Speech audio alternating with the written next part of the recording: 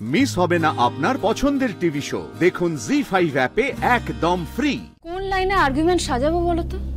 কারণ আমি শিওর যে রুদ্রদার উকিল সব কটা চার্জ ডিনাই করবে। দিদি, তুমি শরীরের এই অবস্থা নিয়ে আবার রান্নাঘরে কেন এলে? আজকে দিনটা অন্তত বিশ্রাম করতে পারতে। জানো মেজো বউ, নিজের বাড়িতে নিজের রান্নাঘরে রান্না করার যে কি আনন্দ সেটা বুঝতেই পারতাম না যদি এত বড় একটা ষড়যন্ত্রের শিকার না হতাম। রোহিত আর ফুলকিকে আমি একটা অন্য রূপে দেখলাম, আর রুদ্র যে কত বড় মুখোশ পরা শয়তান সেটাও বুঝতে পারলাম। অনেকদিন অন্ধকারে থেকেছি মেজো বউ, তোমার ছেলের বউ সত্যিই আমাকে আলোর ফুলকি দেখিয়েছে।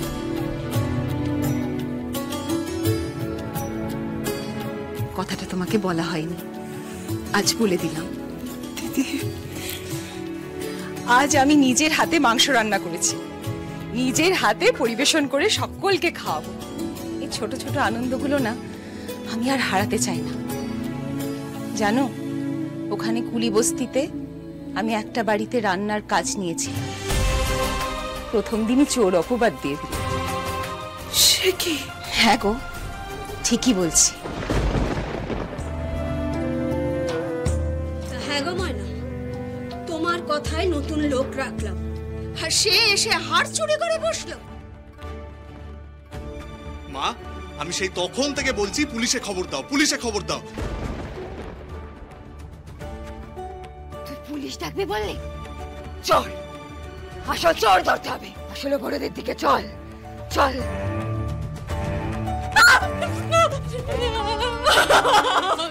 আমি চুরি করেছি।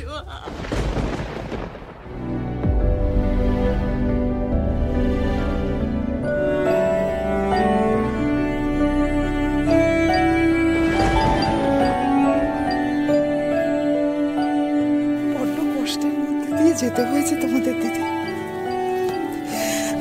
পারলে এটা দুঃস্বপ্ন ভেবে ভুলে যেও। আমরাও তো রুদ্রকে প্রথম থেকে বিশ্বাসই করতাম, ভালোবেসেছি, কিন্তু ও যে এরকম একটা মানুষ সেটা কে জানতো বলো?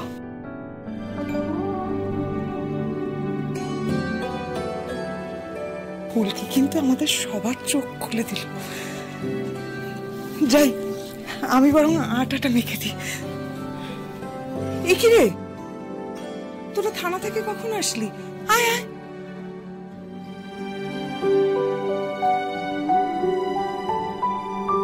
হ্যাঁ রে, ওদিকে কি হলো বলতো? রুদ্রকে পুলিশ কাস্টাডিতে রাখা হলো। এখন সই টই সব আমিই করলাম, কাগজপত্রে এফআইআর আমিই করলাম। এটা লাবণ্য সান্যাল ভার্সেস রুদ্ররূপ সান্যাল হিসেবে কোর্টে উঠবে। রুদ্রদার উকিল তো নিশ্চয়ই বেলের জন্য অ্যাপিল করবে। রিকি তো আর হাত গুটিয়ে বসে থাকবে না। আর আমি তো শুনলাম ওরা নাকি আশিস বাবুকেই আবার ধরেছে। মানে তোর সেই পুরনো নেমে ধানু উকিল, এই কেসটা কিন্তু ডু অর ডাই, মনে রাখিস কিন্তু। আরে আমাদের ধানু কম যায় নাকি? আর তাছাড়া তো আমরা ন্যায়ের পক্ষে, কেসটা আমরাই জিতবো, দেখিস। হ্যাঁ বাবা, সেটাই তো হওয়ার কথা, কিন্তু রুদ্রদার যা সব কাণ্ড ভরসা পাওয়া যাচ্ছে না ঠিকঠাক। এসব কথা এখন বাদ দে তো। রোহিত, তুই যা, হাত মুখ ধুয়ে জামা কাপড়টা পাল্টে আয়। আর ফুলকি, তুমিও যাও। যাচ্ছি জেঠিমা, খুব খিদে পেয়েছে। আর আজকে কতদিন পর সবাই মিলে একসাথে বাড়িতে খেতে বসবো বলো তো? আরে তাড়াতাড়ি যা, আগে চেঞ্জ করে যা তো, যা। খুব দেরি কর মা, তো সবাই পেঁয়াজ কাটছি। আরে পেঁয়াজ তো কাটছি ভেজে ওপর থেকে ছড়াবো বলে, মাংস কখন রান্না হয়ে গেছে।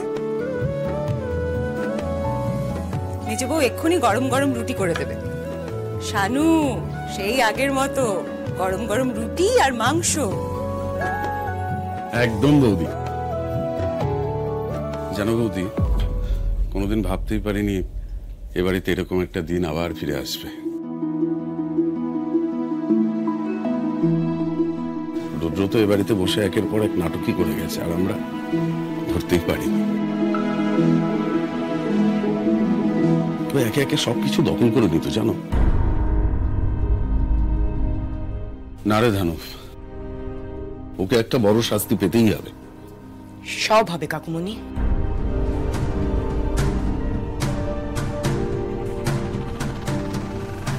সব হবে, একদম চিন্তা করো না। আচ্ছা, মা তো বললো এক্ষুনি খেতে দেবে, আমরা যাই চেঞ্জ করে নি, কেমন? যাও যাও। এই ফুলকি ভাই তাড়াতাড়ি, আমরা চেঞ্জ করে নি, খেতে বসতে হবে, চল। এই তোরা যাও না, একটুখানি বাইরে অপেক্ষা কর, আমি এক্ষুনি রুটি বানাচ্ছি। যা যা যা যা যা যা।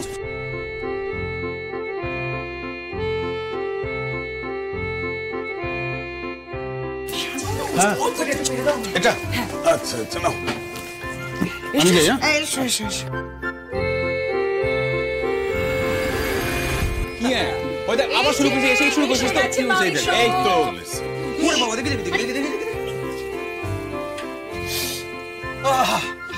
কতদিন পর এই গন্ধটা শুকিয়ে ধরে প্রাণ এলো রে।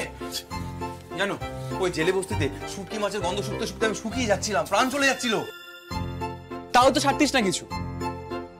ওখান থেকে মাছ সরিয়ে ঝিনুক দিকে দিয়ে কড়া করে ভাজাতিস, তারপরে চায়ের দোকান থেকে চা নিয়ে এসে সেটা আমরা খেতাম। সে কি রে, ঝিনুক কেউ ছাড়িস নি? না, আরে কি বলবো বাবা, এত সুন্দর ঝুরঝুরে করে মাছটা ভাজতো না ঝিনুক, দারুণ লাগতো। হ্যাঁ, আমার দিদি সবকিছু শিখেছিল যখন গুপ্ত দলে ছিল তখন। আচ্ছা, এবার মা জেঠিমা খেতে বসবে। আজকে ফুলকি দাস পরিবেশন করবে। তোমাকে এত পাকামো করতে হবে না, তুমি খেতে বসো। জেঠিমা, এটাই তোমার দোষ, জানো তো? তুমি কারোর কথা শোনো না। এই যে কথা না শুনে তুমি রান্নার কাজটা নিলে, কি হলো বলো তো? এই যা বলছি সেটা শোনো। ও দি ভাই বলো না। ও মা, ফুলকির কথা শুনে বসে পড়ো না, ফেলো না ওর কথা, বুঝলে? আমি আছি, তুমি ওকে সাহায্য করে দেবো। চলো বসো। এই যা গিয়ে বস। এসো এসো এসো, মেজো কাকি বসো বসো বসো। বসি বাবা। আরে সবাই মিলে কতদিন পর একসাথে খেতে বসবো, কি মজা। বসো।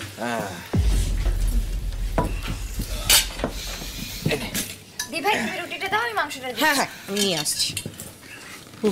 শান্তি বাবা। আমাদের সবার না এবার আসল কেসটা নিয়ে একটু কথা বলা দরকার। কোন লাইনে আর্গুমেন্ট সাজাবো বলো তো? কারণ আমি শিওর যে রুদ্রদার উকিল সব কটা চার্জ ডিনাই করবে।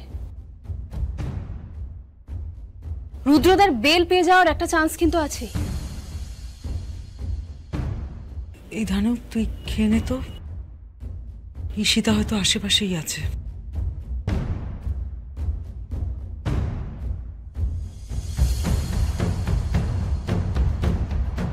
সে তো থাকতেই পারে, কিন্তু তুমি হঠাৎ এভাবে বলছো কেন? কিছু হয়েছে নাকি? কি ভাবছো? সেটা আবার রুদ্রর সঙ্গে গিয়ে বেড়েছে?